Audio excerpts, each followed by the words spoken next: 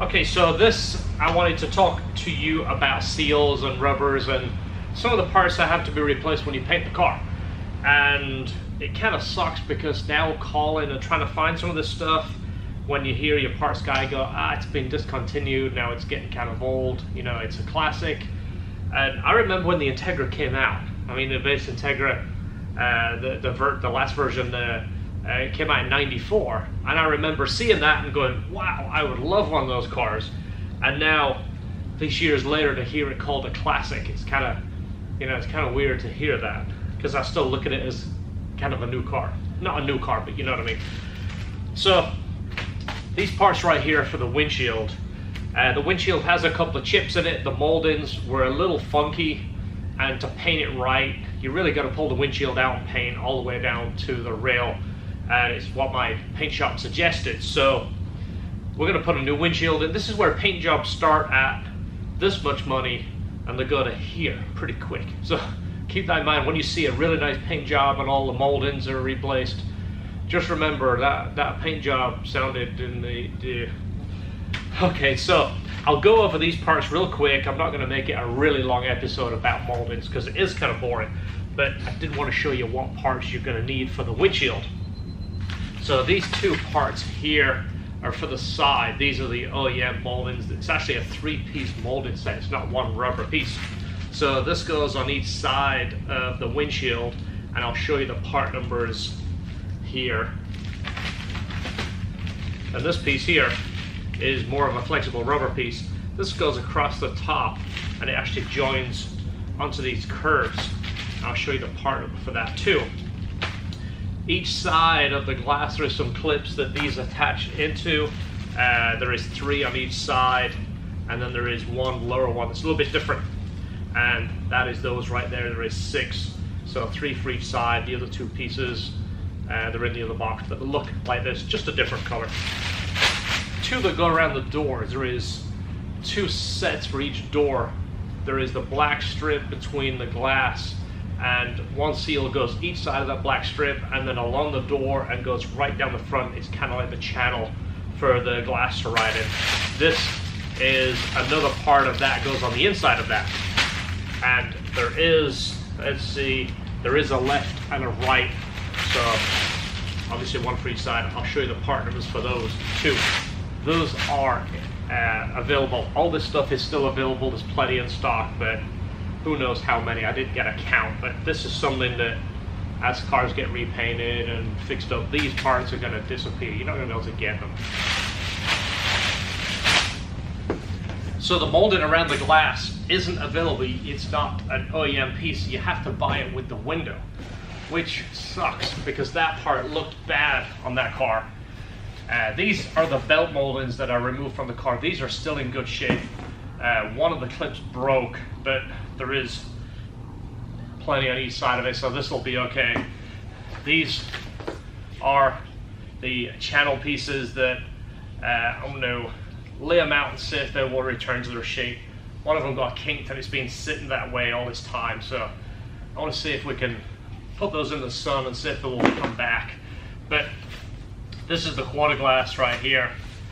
Like I said, you can only get it together as one piece. That's the glass and the rubber right there. But when you have a fresh paint job, this rubber makes all the difference. It's almost like it's like a deal breaker. If the paint looks really good and this is all dry and dull looking, it kind of takes away from the car. So I'll show you the part number for these two, but it sucks, but you can only buy the rubber with the glass. And of course there's a left and a right. So that is the one side. The other side, I have the other rubbers in there too.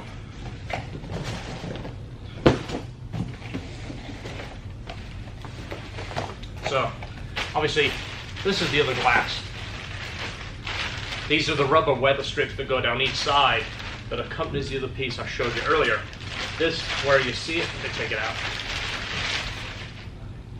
The metal guide that the window rides in, this is that piece that goes on each side, and then this is the rubber strip that goes around the front, and then this goes actually down the door, and the glass rides in this. This is the very front part, if you can imagine it. going around the window, kind of like this. But that typical Integra rattle when you close the door and the window's half down, that it always makes the car feel old. You have a real nice paint job, you're all proud of the car, you close it and you hear that glass on metal. Well, this strip that clips in on the front right here, that holds the front glass, and the other pieces that you saw that I'm going to lay out in the sun, try and get straight, that goes down the back side. So that's what sandwiches the glass. The glass actually rides in those. But like I said, this can get expensive quick. You start ordering this and that and click on this and click on that, before you know it, your paint shop bill is the same as what your molding bill is, and it's easy to do. So we're taking apart the car, of course, the mirrors are off, and the glass, they will mask this plastic, but that way, when it's painted all the way into here. That way, if you tape it, and let's say the color is yellow, and you look in here, and you see the dark around there, it doesn't look like it's finished. So if you're painting it purple, you want the purple to go all the way around, so that if the mirror is out here, it looks like it's actually a finished job. You want to look like, of course the car didn't actually come bright green, but you want it to look like it came that way. You want an OEM style, an OEM look paint job. So the handles are removed. They will tape these, they do a fantastic job, but you want the color to go all the way around here, and same in here. You don't want to have that where the paint didn't quite go in and it looks, you know, the car is red, and then you see, you know, like a gray lip or a space where it didn't quite finish. So again, it's like painting a bridge. I use this reference all the time. You're gonna think I'm nuts. Where do you stop? You start painting the bridge. Let's say you're gonna paint the bridge maroon, and you start painting it, and you go, well, where should we stop? Should we stop in the middle? Should we stop 3/4 of the way across? Do we stop 10 feet before the end? You can't. You gotta go the whole distance. And it sucks because it costs more money. You start running out of money, run out of time, and you go, wow, what have I got myself in for? And that's where the credit cards start coming out. You start going, ooh, swipe. Okay, this is the last part. Swipe.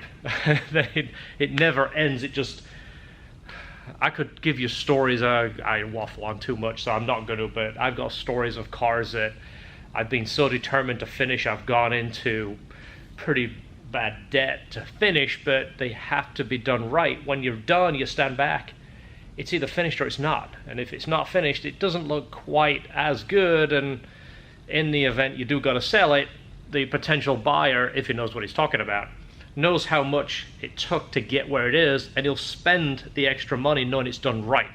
Trust me, I've sold all of my cars, and you've seen my past projects. I'm pretty anal the way they look, and I pride myself in making them look as nice as I could possibly do it. So the rubber here is actually in pretty good shape, and I'm hoping I don't kick myself later and say, well, I should have replaced that. It can be peeled up here and painted underneath it, and it will lay back down. It's in good shape, but again, this is like the side glass. You can't buy this without buying that. And again, where do you stop? If you buy that and you buy this, and then, you know, where does it end? The sunroof is the same way. First off, it's discontinued, and the rubber isn't sold separately. So if you want the rubber, you got to buy the glass. The glass isn't available, so guess what? You're gonna clean up your old one. The roof was painted black. Difference of the car, it actually looks kind of cool, but that's not the look I'm going for. I want the thing all the same color. Same thing, I want the paint to go all the way around here, so when the sunroof kicks up or it kicks down, you don't look down here and see the old color. Because when the car is all painted, I want it all to look like it's supposed to be painted that color. So same goes this area here. You want everything taken off, the taillights taken out, so this gets painted. This, once it's painted, we're going to take that apart and sand it and paint it, more than likely satin black. These are just dusty, but we'll clean these up. You're not going to see them, but of course we want them to look reasonable. You got to make sure that this is open. This is obviously a vent. It should be all, you know, it's kind of old now, but it should be supple rubber. When water or anything goes in there, it lets it out. It's supposed to open and then close. It's kind of like a little, you know, like a one-way valve, but it's been painted. And of course, it's 9,000 years old, so the rubber is kind of hard and dry rotted, but we'll try and take care of that. This same thing is a little rubber plug. It pushes against the plastic, stop the plastic vibrating.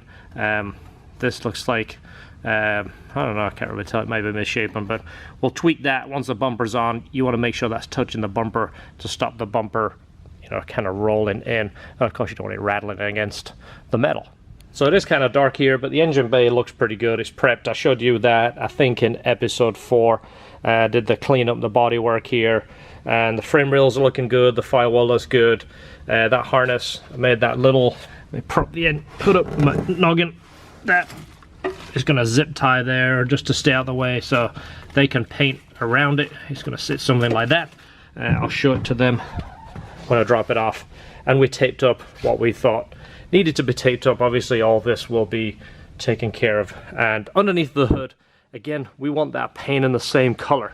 Okay, so I do want to say we're not painting the car blue. I don't want to I kind of made it slip like it in that video. I actually said like 4 or 5 colors, and the idea was I was going to edit it and make it just kind of act like it slipped through.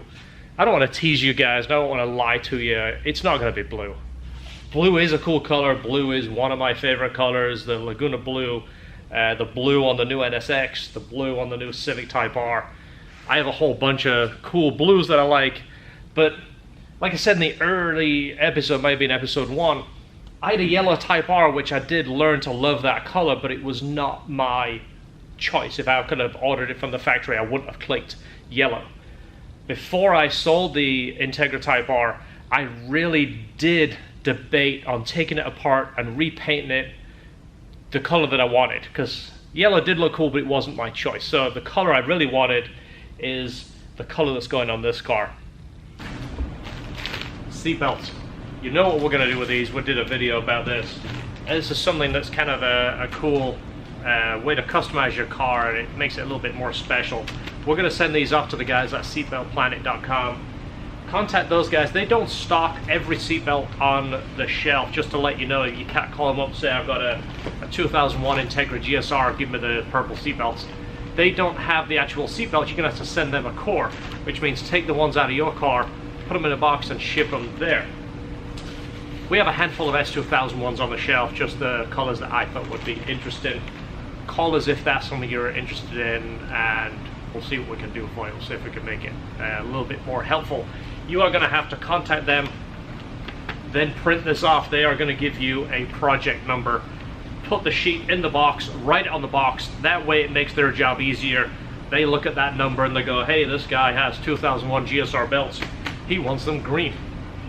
Makes the job much easier, and it less chance, I guess, of getting the wrong seatbelt back or even the wrong color. Each one of these, we did bag it and then wrap it in bubble wrap. And then there's actually some of this foam between the top layer of belts and bottom layer belts, plus there's 4 belts, front and back. So you want to package this and make it safe as possible, because you don't know who's going to deliver it. Bruce doesn't always deliver your packages. He takes care of it when he gets here, but it's the guy that gets it before Bruce. Is that guy going to take care of it? So package it so that when you're done, you can drop this thing on the ground and abuse it, and it's going to withstand the impact. And again, project number, it's on the top right. I would write it on the outside of your box. This is 1927.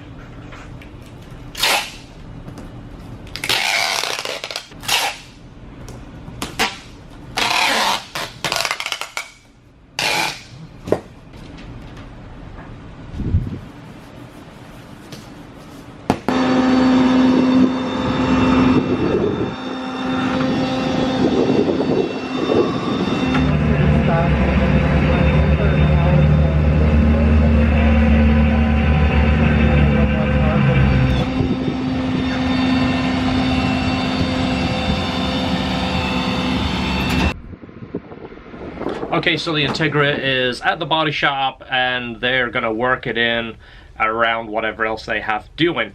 I will go by and do like periodic updates, take the camera in there, just kind of shoot and show what's going on. I'm sure the first thing is to take the rest of the parts off and block it, fix those couple little dings on the hood and prime it. Then we'll look and see what anyway, I'll do some updates. That way you can see what's going on.